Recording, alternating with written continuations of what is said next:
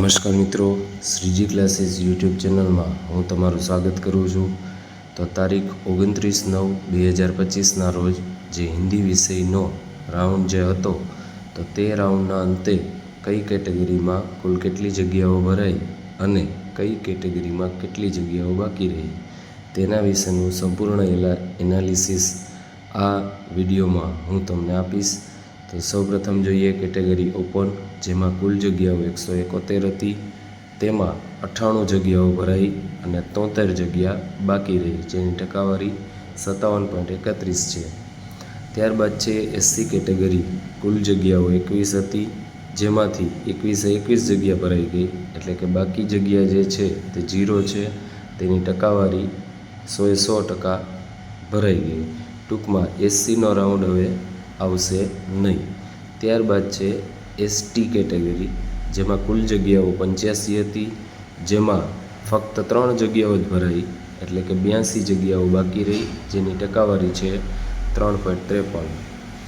ત્યારબાદ છે એસીબીસી, તો એસીબીસીની કુલ જગ્યાઓ હતી 76, જેમાં 76 જગ્યાઓ ભરાઈ ગઈ છે,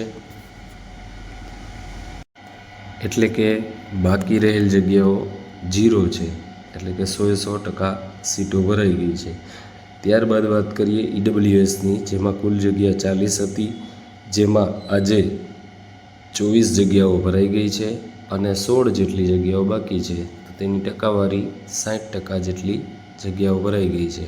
હવે કુલ ટોટલ જગ્યાઓ જોઈએ તો ભાષાઓમાં જે ખાસ કરીને હિન્દી છે તેમાં 393 જગ્યાઓ હતી, જેમાં 222 જગ્યાઓ ભરાઈ અને હવે 171 જગ્યાઓ બાકી રહી છે। તો હવે નેક્સ્ટ જે બીજો રાઉન્ડ છે તે 171 જગ્યાઓ ભરવા માટે રજૂ થશે।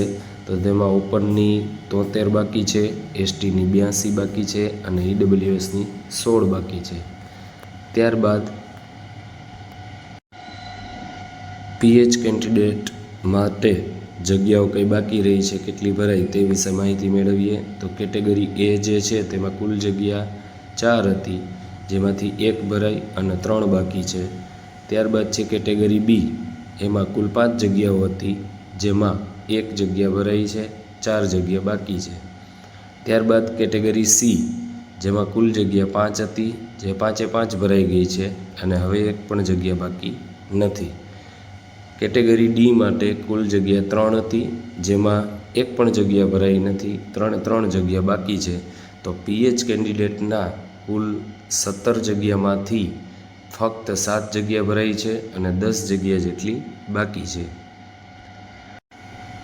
હવે કઈ કેટેગરીમાં કયા જિલ્લાઓમાં જગ્યા ખાલી છે તેના વિશેની માહિતી મેળવીએ। તો ઓપનમાં જે 73 જગ્યા બાકી છે તેમાં દાહોદમાં 28, ભાવનગરમાં 15, નર્મદામાં 6, બનાસકાંઠામાં 5, દ્વારકામાં 4, બોટાદમાં 1, છોટાઉદેપુરમાં 14, આ રીતે ઓપન કેટેગરીની કુલ જગ્યાઓ બાકી છે।